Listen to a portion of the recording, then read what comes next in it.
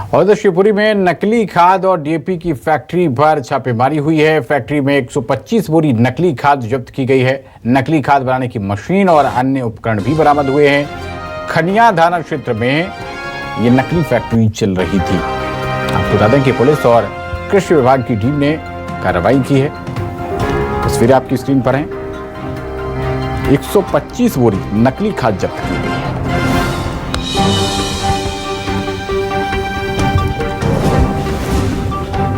तो ये खनिया थाना क्षेत्र बताया जा रहा है, जहां पर इस नकली फैक्ट्री का संचालन हो रहा था। नकली खाद बनाने के उपकरण भी जब्त किए गए हैं।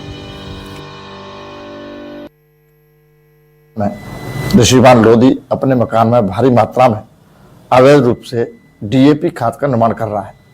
उक्त सूचना के आधार पर दबिश दी गई तो वहाँ पे काफ़ी मात्रा में अवैध रूप से डीएपी खाद की बोरी भरी हुई पाई गई तथा रॉ मटेरियल जिससे वो खाद निर्माण कर रहे थे वो भी पाई गई।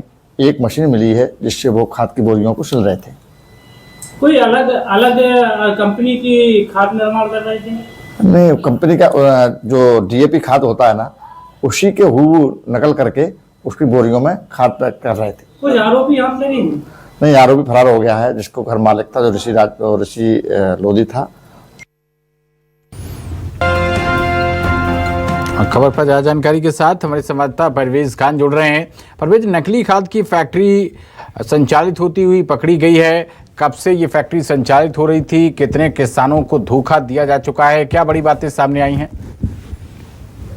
तो मैं आपको बताना चाहूंगा कि पुलिस एवं कृषि विभाग की संयुक्त टीम ने कल खनिया थाना के पास एक ग्राम है उसमें छापा मारा है, जहाँ फैक्ट्री में नकली खाद बनाई जा रही थी और उनको कट्टों में भरकर बाजार में लाया जा रहा था। बड़ी मात्रा में ये नकली खाद पकड़ी गई है और अच्छी कार्रवाई बताई जा रही है प्रशासन की ओर से। लेकिन मैं आपको बताना चाहूंगा कि जिस तरह से डीएपी की खाद की किल्लत किसानों के बीच में है, यहाँ लोगों की भीड़ हजूम दिखता है खाद के सेंटरों पे, उस हिसाब से जो बिचौली है, जो माफिया किस्म के लोग हैं, इस तरह के करने में माहिर होते हैं। और ये जो पहली फैक्ट्री पकड़ी गई है, क्योंकि प्रशासन चुस्त दुरुस्त हो गया था और सूचना उनको मुखबिर के द्वारा मिल गई थी, कारण इस तरह की फैक्ट्री को पकड़ लिया गया है। संचालक, मालिक, डायरेक्टर वगैरह जो भी जिम्मेदार थे, क्या कुछ लोगों को गिरफ्तार भी किया गया है?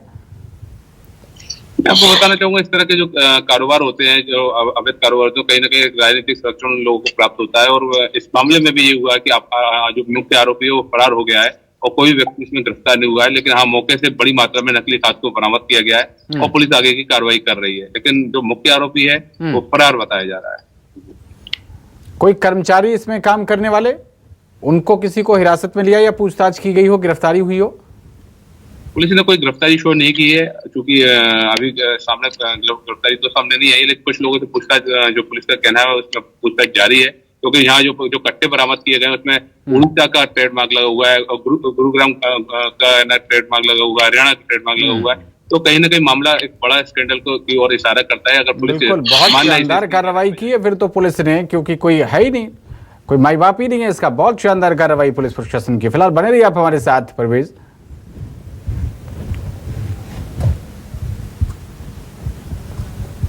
तो 125 बोरी खाद यहाँ पर बरामद की गई है। पता नहीं कितने सैकड़ा बोरी खाद फसलों तक पहुंच चुकी होगी, किसानों को चूना लगाया जा चुका होगा, लेकिन कोई इसका चेहरा सामने नहीं आया है। कोई सरगना, कोई कर्मचारी,